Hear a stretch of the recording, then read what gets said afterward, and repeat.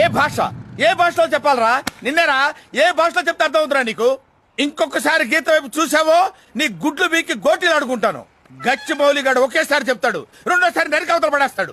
గట్టిగా పిడికిలి బిగించి ఒకటిచ్చాను.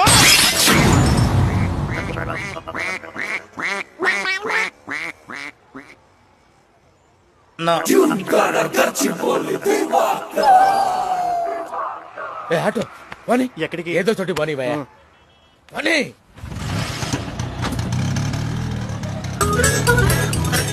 గుర్తుంచుకో, గచ్చిబౌలి దివాకర్.